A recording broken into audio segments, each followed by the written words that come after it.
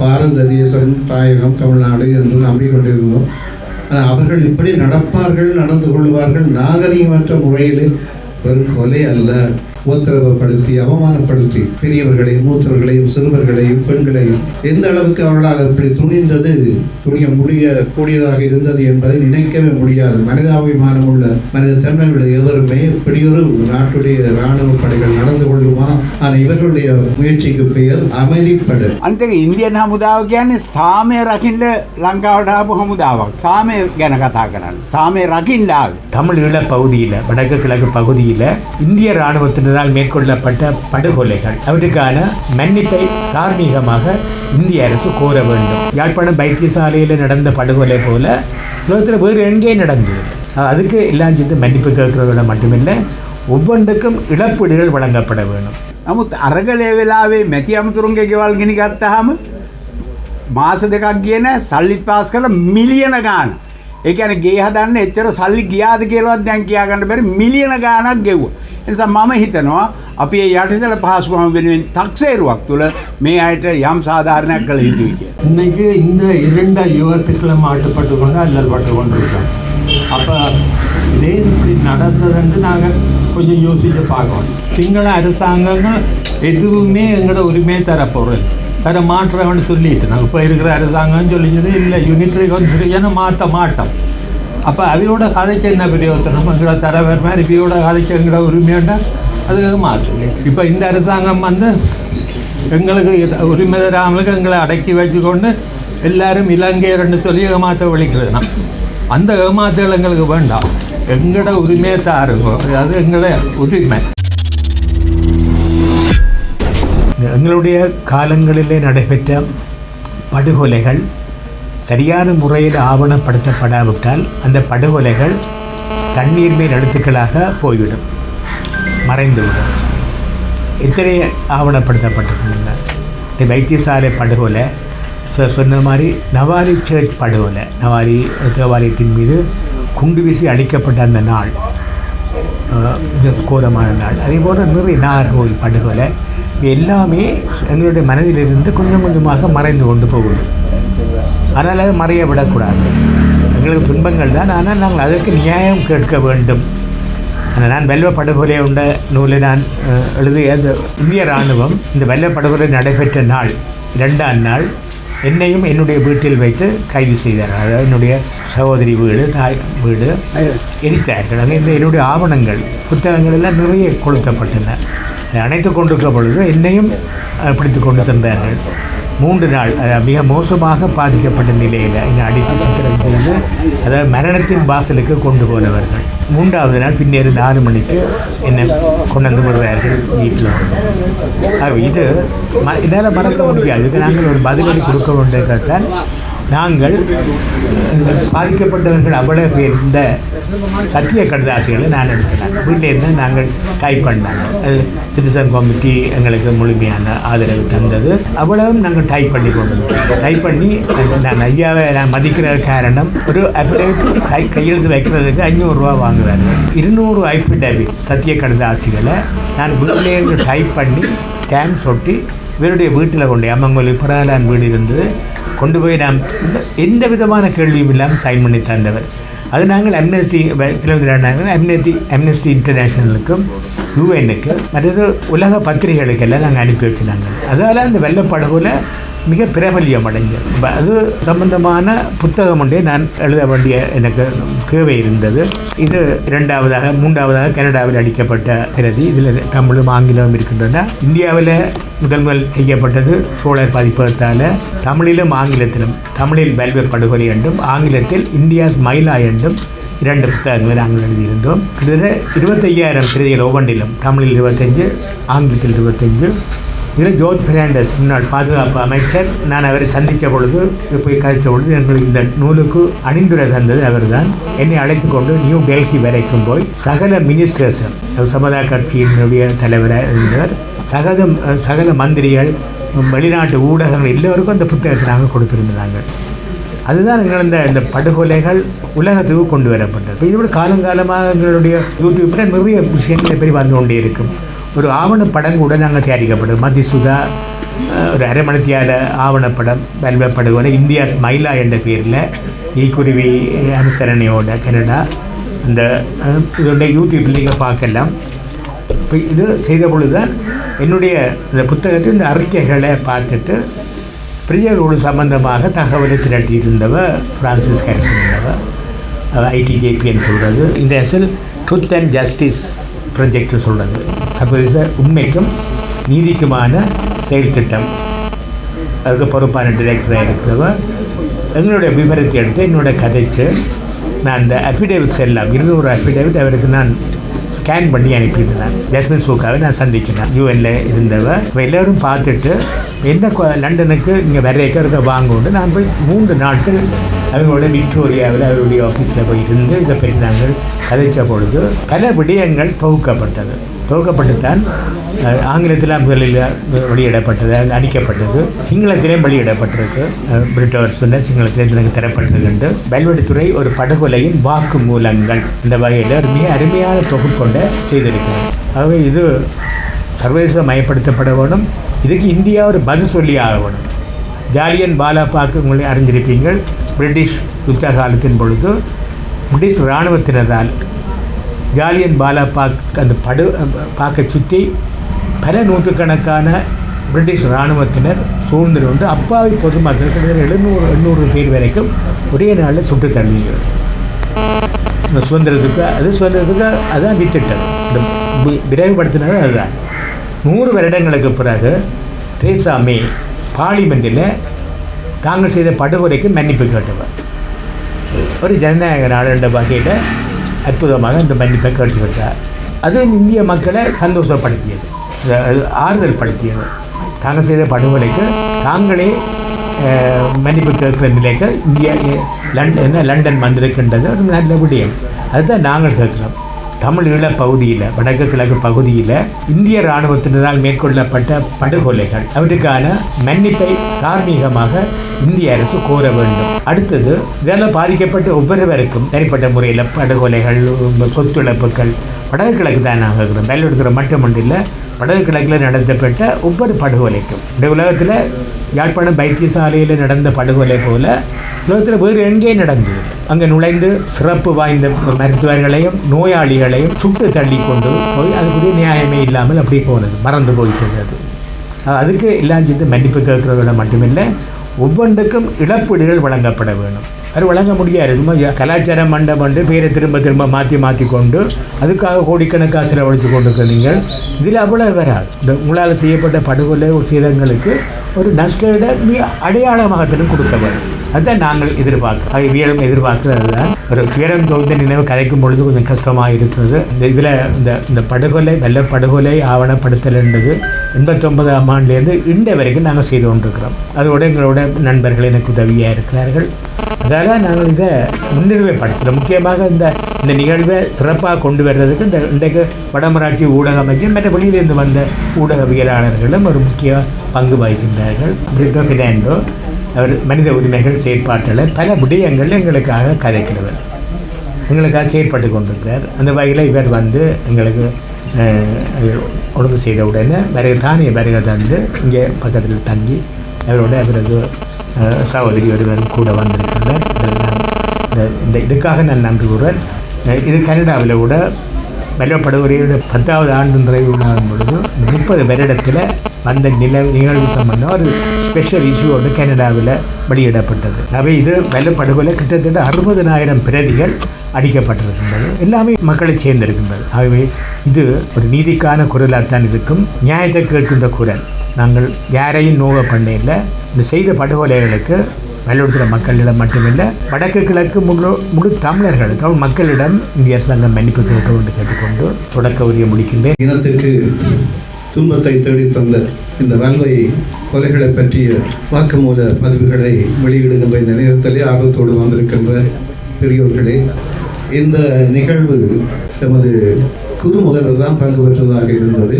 தவிர்க்க முடியாத காரணத்தினால நேற்று இரவு அடித்து போக முடியும் என்று கேட்டார். வந்திருக்கின்றேன். இந்த வல்வை கொலைகள் நடந்த பொழுது நான் லண்டனிலும் அயர்லாந்திலும் தங்கியிருந்தபடியினாலே அங்கே நடந்த கூட்டங்களிலே இது பற்றிய கண்டன கூட்டங்களிலே கலந்த ஞாபகம் எனக்கு இருக்கின்றது. வாத்தம் சோதனை கூட நடந்தது. ஆனால் இது ஒன்று மட்டுமல்ல, தமிழினத்தின் வரலாற்றிலே இதை போன்ற எத்தனையோ இடங்களிலே எத்தனையோ துன்பங்களை தாங்கியவர்களாக நாம் வாழ்ந்து கொண்டிருக்கின்றோம். இங்கே தரப்பட்ட பழைய ஆவணங்கள், பேப்பர்கள் நிறைய இருக்கின்றன. இவற்றை எல்லாம் நிரல்படுத்தி தொகுத்து என்ன நடந்தது என்பதை, இங்கு மக்கள் பட்ட வேதனை, கண்ணீர், நாங்கள் அவர் சொன்னது போல பாரத தேசம், தாயகம், தமிழ்நாடு என்று நம்பிக்கொண்டிருந்தோம்.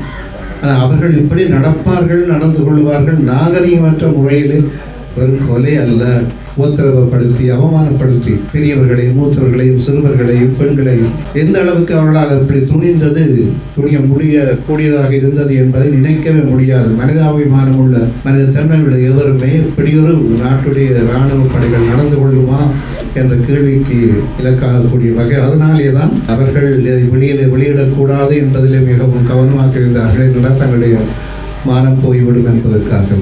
போர் என்பது, இராணுவத்தினர் என்பது, செயல்பாடுகள் என்பது பாதுகாப்புக்காக. ஆனால் இவர்களுடைய முயற்சிக்கு பெயர் அமைதிப்படை, அமைதி காக்கும் படை. அமைதியை இழந்தோம். அந்த படை இங்கு வந்தபடியினாலே எமது மக்கள், தாய்மார்கள், பெண்கள், பிள்ளைகள், இளைஞர்கள், அந்த படங்களை பார்த்தால் எத்தனை பேர் எல்லா பருவத்தினரும் அங்கே இருக்கின்றார்கள். ஆக அதை நீங்கள் ஆவணப்படுத்தி வாக்குமூலத்தை பதிவு செய்கின்ற பொழுது நிரந்தரமான ஒன்றாக இருக்கும். ஏற்கனவே ஐக்கிய நாடுகள் சபையிலே பெற்றிருந்தாலும் கூட அங்கு நேரடியாக கண்டு அனுபவித்து நொந்து வெந்து இழந்து நிற்கின்ற மக்களுடைய சொற்கள் பதிவாகின்ற பொழுது பேப்பராக இருக்கலாம், அறிக்கையாக இருக்கலாம், அல்லது பதிவாக இருக்கலாம். அவற்றிற்கு ஒரு தனிப்பட்ட மதிப்பு ஒன்று.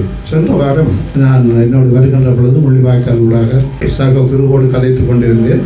அவர் அங்கே அந்த நாட்களில் இருந்தவர். தன்னுடைய அனுபவங்களை சொல்ல வேண்டும் என்று நான் கேட்டேன். மறுத்தார். அதை புதுப்பிக்க தாங்க விருப்பமில்லை என்றால் அந்த அளவுக்கு சோகமானது, அந்த அளவுக்கு துன்பமானது, அந்த அளவுக்கு ஒரு நாகரிக உலகிலே நடக்கக்கூடாத விடயங்கள் என்று சொல்லி. அப்போ நான் சொன்னேன், அதெல்லாம் சரியப்பா, நீங்கள் மறக்கக்கூடாது, நீ ஞாபகப்படுத்த வேண்டாம் என்று விரும்புகிறீர்கள். ஆனால் இதெல்லாம் நாங்கள் வரலாற்றுக்கு வருங்கால சந்ததிக்கு இதை பதிவு செய்து கொடுக்க வேண்டுமே. தனிப்பட்ட ஒட்டுமொத்தமாக பல விடயங்கள் எல்லா அறிக்கைகளாக வெளிவந்திருக்கின்றன. உண்மைதான். இன்னும் முயற்சி எடுத்துக் கொண்டிருக்கின்றன. நீதிக்காக, நியாயத்திற்காக போராடி கொண்டிருக்கின்றன. ஆனால் தனிப்பட்ட அனுபவங்கள் ஒவ்வொன்றும் வித்தியாசமானவை. பொதுவானதாக இருந்தாலும் கூட சில விடயங்கள் தனிப்பட்ட முறையில் ஒவ்வொருவரும் அனுபவித்த விடயங்கள், இழந்த விடயங்கள், பட்ட வேதனைகள், சிந்திய கண்ணீர், செந்நீர் எல்லாவற்றையும் பார்க்கின்ற பொழுது அவர்களுடைய வார்த்தைகளை, அவருடைய அனுபவங்களை பதிவு செய்கின்ற பொழுது அதற்கு ஒரு தனி மதிப்பு இருக்கின்றது. இது வரலாற்றுக்கு தேவையான ஒன்று. இவை எல்லாவற்றையும் நாங்கள் எதிர்கால சந்ததிக்கு செய்து கொடுத்தே ஆக வேண்டும். அந்த வகையில் நீங்கள் இதை செய்கின்றீர்கள். வல்வை கொலைகளை பற்றி போடுகின்றீர்கள். அந்த முயற்சி எடுத்தவங்கள் எல்லோருக்கும் தமிழ் சமுதாயம் என்றும் கடமைப்பட்டது. இதுபோல பல்வேறு கிராமங்கள், பல்வேறு இடங்கள், வடகிழக்கிலே எத்தனையோ இடங்களில் நடந்த கொலைகள் ஒன்றல்ல, ரெண்டல்ல, ஒரு வருடம் அல்ல, 2 வருடம் அல்ல, இவ்வளவாக நடந்த விடயங்களை பதிவு செய்தால் அது ஐக்கிய நாடுகள் சபை பேரளவில் இருந்தாலும் அல்லது அறிக்கைகள் பேரளவில் கொடுக்கப்பட்டாலும் அரசியல்வாதிகள் இதை சொல்லிக் கொண்டிருந்தாலும் கூட நடைமுறையிலேயே வரலாற்றுக்கு பதிவு எதிர்காலத்துக்கு தேவையானது. அதைத்தான் நீங்கள் செய்திருக்கின்றீர்கள். அதைத்தான் நாங்கள் விரும்புகின்றோம். அதே போல் உங்களை பார்த்து மற்ற இடங்களிலே கொலைகள் நடந்த இடங்களில் நவாலி கோவில், இங்கே வடமராட்சி பக்கத்தில் எத்தனையோ இடங்கள், எத்தனை விடயங்களை சொல்லலாம். ஆனால் அது சொல்ல வேண்டிய தேவையில்லை. ஆனால் நான் சொல்ல விரும்புவது என்னவென்றால், இதை போல நொந்து வெந்து அழிக்கப்பட்ட நம்பியிருந்தவர்களால் நாகரிகமற்ற முறையிலே மிருகத்தனமாக நடந்து கொண்ட அமைதிப்படையினர் என்று சொல்லக்கூடியவர்கள், அவர்களை பற்றிய விவரங்களை உலகம் அறிந்து கொள்ள வேண்டும். அதற்காக இந்த பதிவுகளோடு செய்யும். எனவேதான் உங்களோடு சேர்ந்து நாங்களும் இவற்றிலே கலந்து கொள்கின்றோம். இறந்தவர்களுக்கு ஆன்மசாந்தி கிடைக்க வேண்டும். அவர்களை இழந்தவர்களுக்கு ஆறுதல் கிடைக்க வேண்டும். கடைசி வரையும் போராட வேண்டும். வல்வைமண் தமிழ் வரலாற்றில் ஒரு முக்கியமான மண். பல்வேறு முக்கிய பகுதிகளில் பொருட்படுத்துகின்றவர்கள் போராட்டங்களிலே. ஆகையினாலே நீங்கள் முன்னோடியாக திகழ்கின்றீர்கள். அது தொடர்ந்து ஏனைய கிராமங்களிலும் ஏனைய இடங்களிலும் இந்த பதிவுகள் செயல்படுத்தப்பட வேண்டும் என்று கேட்டு நிற்கின்றேன். இன்றைய இந்த புத்தக வெளியீட்டு நிகழ்ச்சியின் முக்கியத்துவத்தை நீங்கள் அறியணும்னா தமிழற்ற அரசியல் வரலாறு ஓரளவுக்கு அந்த பின்னணியை நாங்கள் மனதில் கொண்டு வந்தோம்னா தான் இது இந்த முக்கியத்துவம் என்னென்று விளங்கும். இந்த தீவில் வாழ்ந்து தமிழர் ஒரு தேசிய இனமாக வாழ்ந்திருக்கணும். தேசிய இனமாக நாங்கள் நிலைய ஆண்டு பல காலம் ஜீவிச்சிருக்கோம், சிறப்பாக ஜீவிச்சிருக்கோம். எல்லாம் தமிழர் நல்ல இந்த வேல்யூஸ்ன்னு சொல்லணும், கோட்பாடுகள், நல்ல கோட்பாடுகளை கல்வியை கடவுள் பக்தி கடின உழைப்பு நல்ல சிறப்பாக ஜீவிச்சு கொண்டிருந்தது. அப்படி சிறப்பாக ஜீவிச்சு கொண்டிருந்தது இந்த தீவில் 3 ராஜ்யம் இருந்தது. சிங்களவருக்கு 2 கோட்டை கண்டி, தமிழருக்கு யாழ்ப்பாண ராஜ்யம் இருந்தது. இப்படி சிறப்பாக ஜீவிச்ச தமிழர் இன்னைக்கு இந்த 2 யுகத்துக்களை மாட்டுப்பட்டு கொண்டு அல்லல் பட்டு கொண்டிருக்கோம். அப்போ இதே இப்படி நடந்ததுன்னு நாங்கள் கொஞ்சம் யோசித்து பார்க்கணும். நான் பல ஆவணங்களை படித்து ஆங்கிலத்தில் சில புத்தகங்களை வெளியிட்டிருக்கேன். அப்போ எந்த கணிப்பு என்னென்னா 2 விஷயத்தை நாங்கள் கவனிக்கணும். நாங்கள் எங்கே பிளவிட்டோம், ஏன் எங்களுக்கு இந்த கதி வந்ததுன்னு பார்த்தா 2 விஷயத்தை பார்க்கணும். ஒன்று என்னென்னா இந்த தமிழற்ற குணாதிசயம். நாங்கள் தமிழர் லேசில் மற்றவர்களால் ஏமாற்றப்படக்கூடிய ஒரு இனமாக ஜீவிச்சு கொண்டிருக்கு.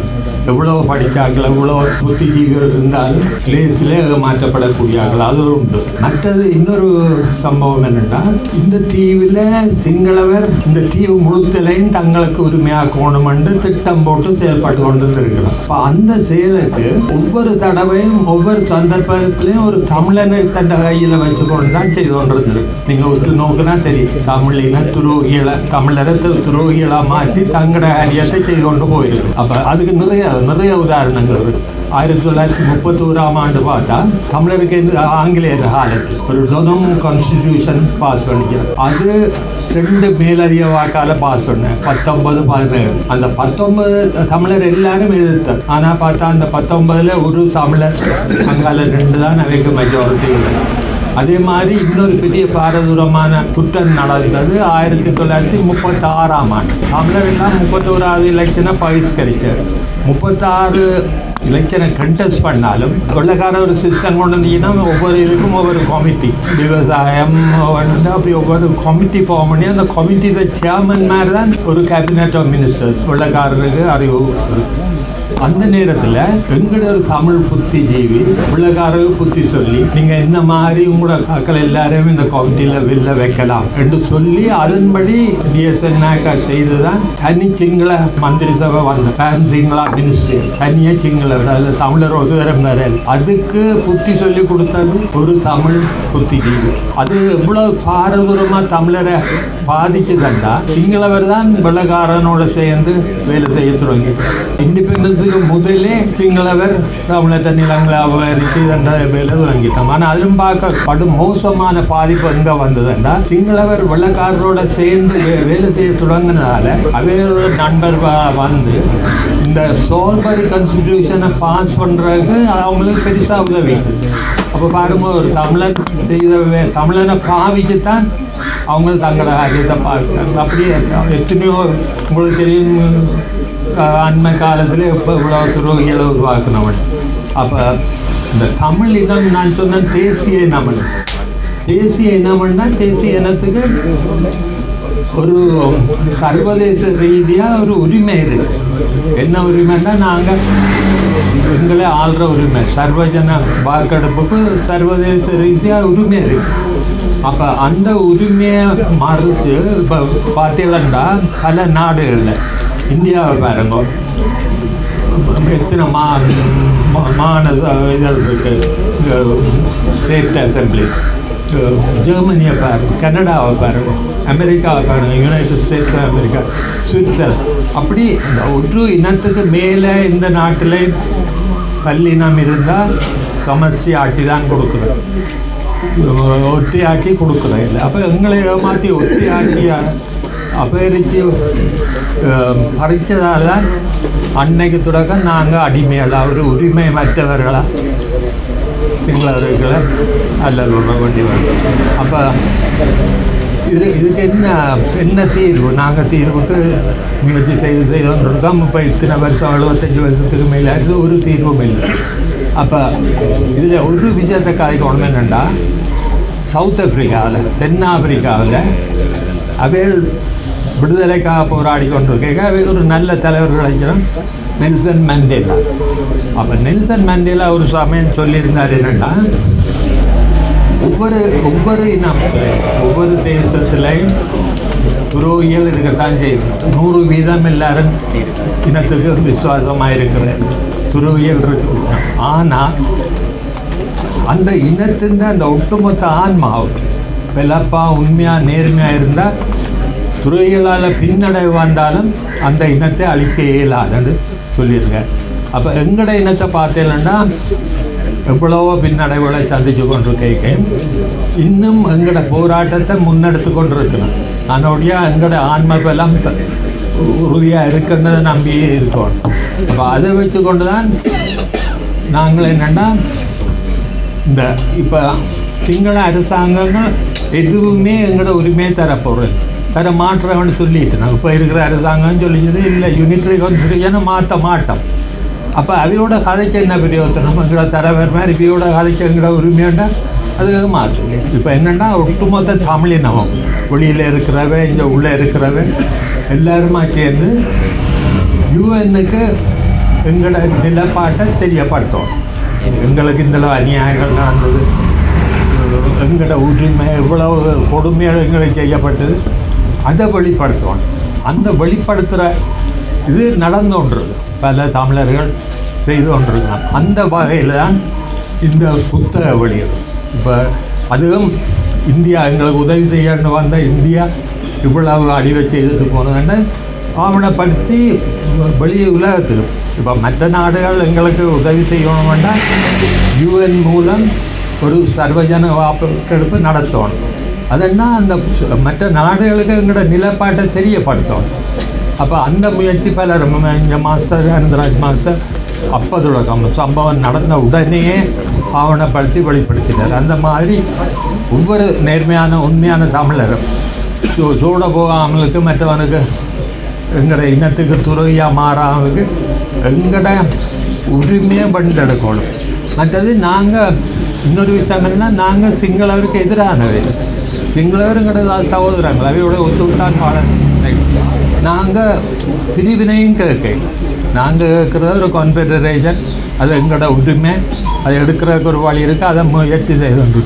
சிங்கள மக்கள் நல்லவர். இன்றைக்கு பிரிட்டோ பெர்னாண்டோ பாருங்க இவ்வளோ மனித உரிமை வேலைகள் செய்து கொண்டிருக்கோம். அவரும் மனமும் நல்ல வேலைகள் செய்து கொண்டிருக்கோம். அப்போ அவர் ஒரு நல்ல மனித உரிமை வேலை செய்கிறவர் மாத்திரமில்லை, அவர் ஒரு நல்ல இலங்கையர். இப்போ இந்த அரசாங்கம் எங்களுக்கு உரிமை தராமலுக்கு எங்களை அடக்கி வச்சு கொண்டு எல்லாரும் இலங்கையர்னு சொல்லி ஏமாற்ற வலிக்கிறதுனா அந்த ஏமாற்றங்கள் எங்களுக்கு வேண்டாம். எங்களோட உரிமையை தாருங்கோ, அது எங்களோட உரிமை. அந்த உரிமையை தாருங்கோ. நாங்கள் எல்லோரும் உண்டா இந்த நாட்டை மற்றவன்கிட்ட போய் கடன் வாங்கி எங்களை ஆயுதம் வாங்கி அடிக்கிற வேலை பார்க்காமலுக்கு இந்த நாட்டை நாங்கள் உண்டா முன்னேற்றுவோம். அதனுடைய இந்த இதே நான் சொல்கிறேன்னா இந்த புத்தக வெளியிட்டு அந்த முக்கியத்துவம் எல்லாம் எங்களோட நிலப்பாட்டை வெளிப்படுத்துகிறோம். இது ஒரு பெரிய அழிவு கல்வித்துறையில் செய்து அதை வெளிக்கொண்டதுக்கு. அதனுடைய இந்த விஷயத்தை உங்களோட கவனத்துக்கு கொண்டு வரணுன்றதான் என்னுடைய விருப்பம். நன்றி. මම අද මේ ආරාධනය පිළිගන්න කාරණා 3ක් මූලික වුණා. එකක් මමයි මේ නිලාශනී සහෝදරයයි මන්නාරමේ රදගුරු රායප්පෝ බිෂොප්ගේ ඉල්ලීම පරිදි ෆාදර් සෙබමාලෙත් එක්ක 2012න් පස්සේ මේ හැම දිස්ත්‍රික්කයකම අතුරුදහන් වංග සංවිධානය කරන්න සාකච්ඡාවලට සහභාගී වුණ නිසා නැවතත් මට යාපනයල කතා කරන්න කිව්වම මම සතුටු වුණා. 2013 මට මතකයි යාපනයේ පුස්තකාලේ ඉස්සරහා පිට බ්‍රිතාන්‍ය අගමැති ඩේවිඩ් කැමරූන් ආපු වෙලාවේ අපි ලොකු උද්ඝෝෂණයක් කළා. අපිත් ඒකට සහභාගී වුණා අම්මලත් එක්ක. දැන් දෙවෙනි කාරණේ තමයි දැන් 89 වෙච්ච සිද්ධියක් පිළිබඳව අවුරුදු 35කට පස්සෙත් සත්‍ය යුක්තිය වන්දිය කියන කාරණේ ගැන කතා කරන්න මේ අය උනන්දු වීම ගැන මගේ තියෙන සතුට ප්‍රකාශ කරන්න ඕන. මේ රටේ දේශපාලන නායකයෝ විශාල සංඛ්‍යාවක් ඝාතනය වුණා. උන්ගේ බිරින්දෑවරු ජනාධිපති වුණා, ඇමතිවරු වුණා.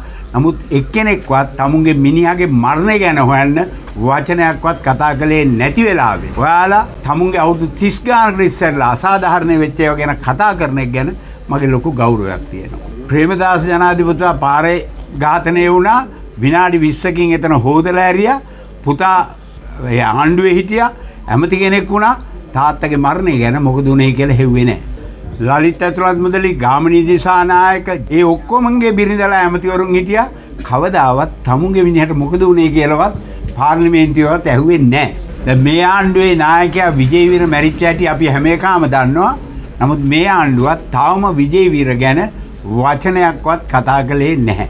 ඒ නිසා අවුරුදු 30කට පස්සේ හරි අපේ මිනිස්සුන්ට අසාධාරණයක් වුණා මොකද උනේ? ඒ කරපුන්ට කෝ දඬුවමක්.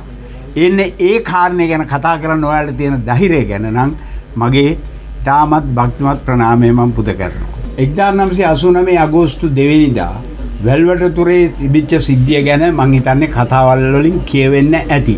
ඒකේ බැලන්ස් ෂීට් එක ගත්තොත් ශේෂපත්‍රය ගත්තොත් මලසිරු 52යි නිවාස 122ක් ගිනි තිබ්බා කියලා කියනවා. කඩසාප්පු 45ක් ගිනි තිබ්බා කියලා කියනවා. සිනමා ශාලා 2ක්, බෝට්ටු 12ක්, දැල් 129ක්, ලිංගික අතවර මංකොල්ල කෑම් සහ වද හිංසා ගැන ඒ සිද්ධියේදී වාර්තා වෙනවා. ජාත්‍යන්තර පුවත්පත් මේ ගැන කිව්වේ එකක් ඉන්දියන් හමුදාව සීමාව ඉක්මවා යාමක්, දෙක තමයි සිදුවෙච්ච බරපතලම සිද්ධියක් හැටියටත් මේක හැඳින්වුවා ජාත්‍යන්තර පුවත්පත් සහ සංගරා. අනිත් එක ඉන්දියන් හමුදාව කියන්නේ සාමය රකින්න ලංකාවට ආපු හමුදාවක්. සාමය ගැන කතා කරන්නේ. සාමය රකින්න ආවේ. හැබැයි ඒ සාමය රකින්න ආපු අයට තරහ ගියාම අහලපහල ඔක්කොන්ට නෙලිනවා, මරනවා, ගිනි තියනවා. එතකොට අපි විශේෂයෙන් කතා කරන්න ඕන. ලංකාවේ හමුදාවෙනුත් ඒවා වුණා. නමුත් සාම හමුදාවක් හැටියට කොහොමවත් ඒ දේවල් වල යෙදෙන්න බෑ.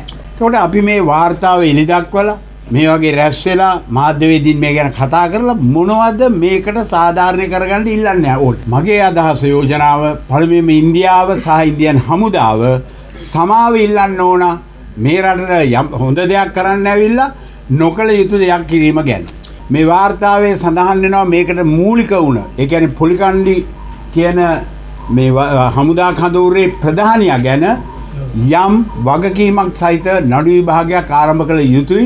ඒක ඉන්දියාවෙන් කෙරෙන්නේ නැත්නම් දැනට ජිනීවා වල යන ශ්‍රී ලංකා ඇකවුන්ටබිලිටි ප්‍රොජෙක්ට් හරහා හරි ඒක කළ යුතුයි කියලා මම හිතනවා කතා කළ යුතුයි කියලා. එතකොට දැන් යටිතල පහසුකම් මංකුව බරපතල ලෙස විනාශ වුණා. නමුත් අරගලේ වෙලාවේ මැති අමුතුරුන්ගේ ගෙවල් ගිනි ගත්තාම මාස දෙකක් ගියේ නැහැ සල්ලිත් පාස් කරලා මිලියන ගාන. ඒ කියන්නේ ගේ හදන්න එච්චර සල්ලි ගියාද කියලාවත් දැන් කියා ගන්න බැරි මිලියන ගාණක් ගෙවුවා. ඒ නිසා මම හිතනවා අපි මේ යටිතල පහසුකම් වෙනුවෙන් 탁සේරුවක් තුල මේ අයට යම් සාධාරණයක් කළ යුතුයි කියලා. ගෝඨාභයට, මහින්දට, රනිල්ට ශාස්ත්‍ර කියපු ඥානක්ක කියන අනුරාධපුරයේ ශාස්ත්‍රකාරීට ලක්ෂ 300කට වැඩිය ගෙවුවා ගෙවල් ගින් තිබ්බා කියලා. නීතියේ තියෙන්නේ යමක් දේපොළක් විනාශ වුණා නම් ගෙවිය හැකි උපරිම මුදල රුපියල් ලක්ෂ 25යි.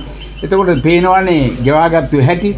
එහෙමනම් අපිට අයිතියක් තියෙනවා. ඒක එතකොට පොඩි මේ බේස් එකක් තියෙනවා, පදනමක් තියෙනවා. මෙච්චර ගෙවන්න පුළුවන් කියලා. එහෙනම් අපිටත් ගෙවපල්ලා කියන්න ධෛර්යයක් තියෙන්න ඕන අපි. දැන් 2020 මීට ඉස්සෙල්ලත් යම් යම් වන්දි ගෙව්වා අතුරුදහන් වුණාන්ට 2023 ඉඳලා රුපියල් ලක්ෂ 2ක తాවකාලික දීමනාවක් ගෙවන తాවකාලික කොන්දේසියකින් තොරව.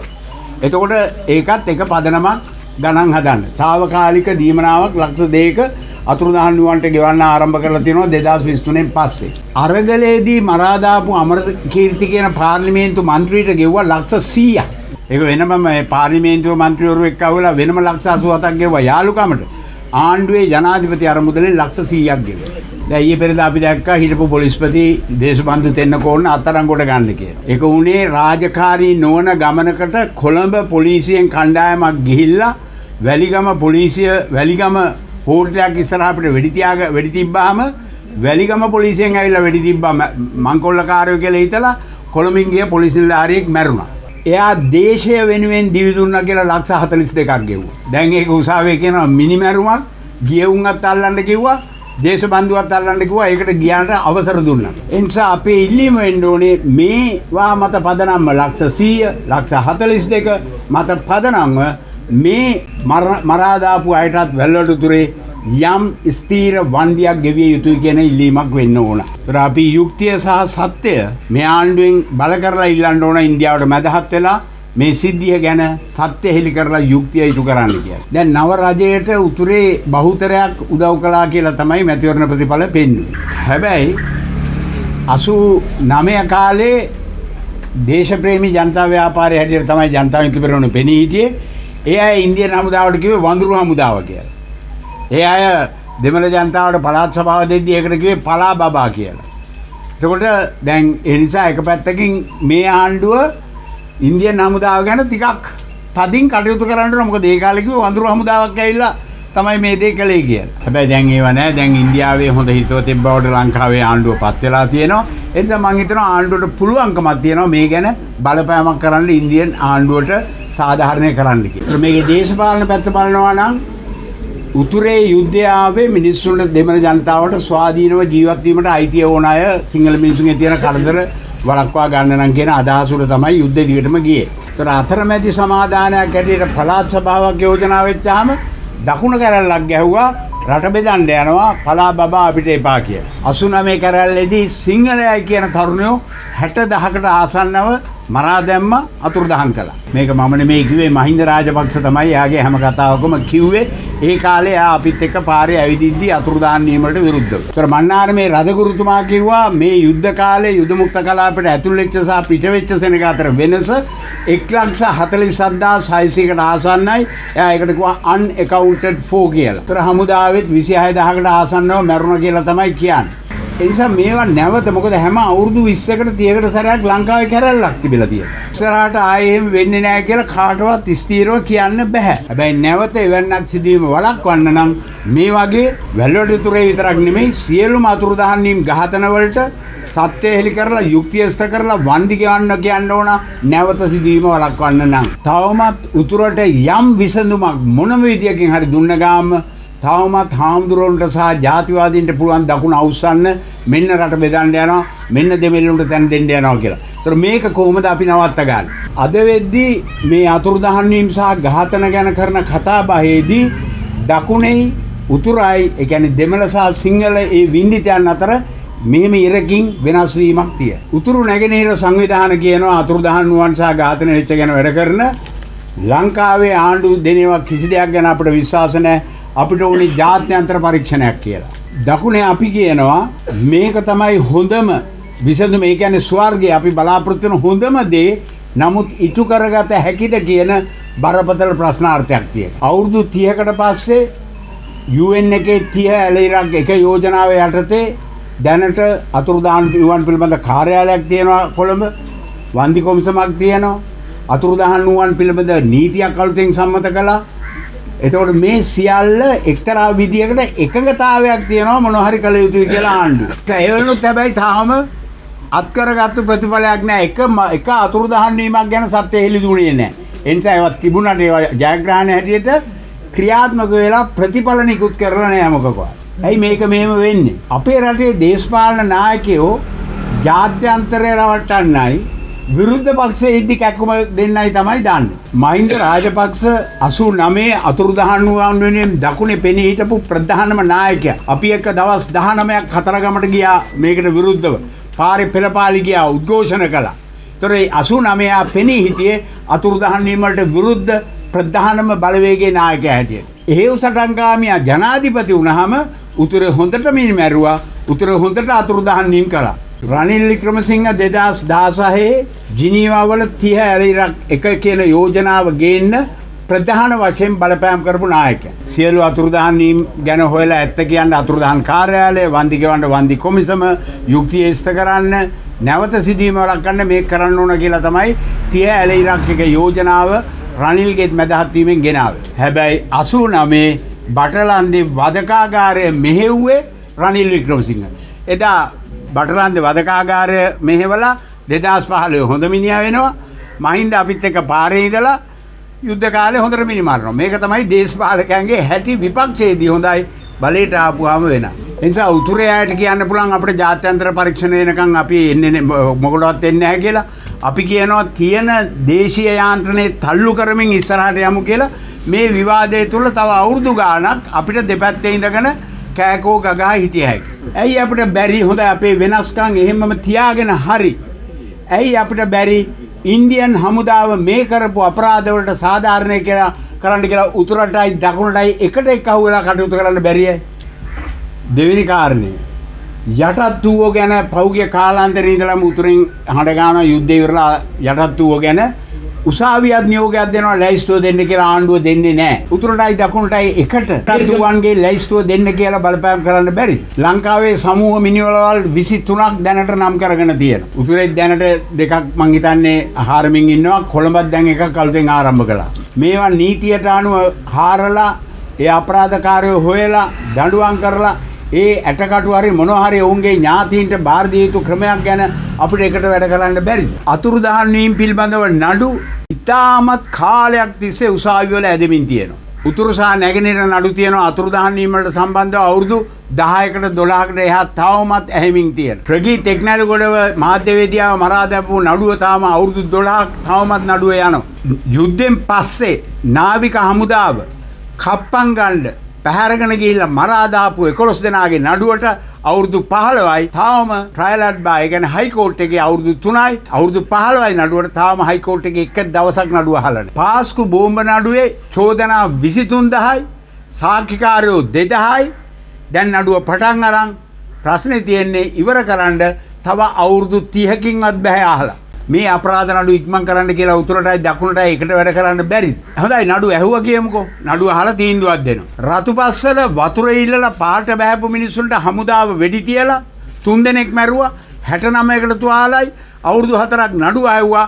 ඒ වෙඩි තියුබා කියලා සැක කරපු සියලුම හමුදා නිලධාරීන් නිදොස් කොට නිදහස් කෙරුවා. එතකොට වෙළඳ කලාපේ 2013 මරා දැම රොෂෙන් කියලා කම්කරුවෙක් අර්ථ සාධක ඉල්ලන්න ගියා කියලා.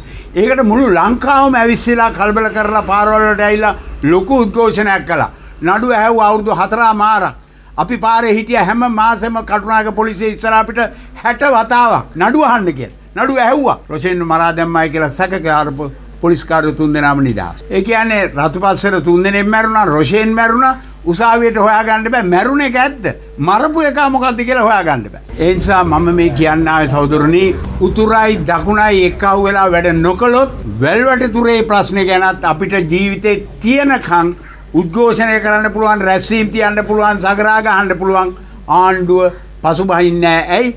උන්ට කිසිදු දේශපාලන උවමනාවක් නැහැ මේක විසඳන්න ඕනයි කියලා. ඒ නිසා මේ වැල්වැටතුරේ ප්‍රශ්නේ අපි එකට ඉඳගෙන කතා කරලා එක වැඩපිළිවෙලක් හදලා මොකද බල කරන්න පටන් ගමු අදාළ තැන් වලට සමාවිල්ලන්න වැරද්ද පිළිගන්න වන්දියක් ගෙවන්න අපි එකට වැඩ කරලා අනිකුත් දේවල් ගැනත් ඒකාබද්ධ වැඩ කිරීම තුලින් පමණමයි කියන කාරණය ඔප්පු කරමු.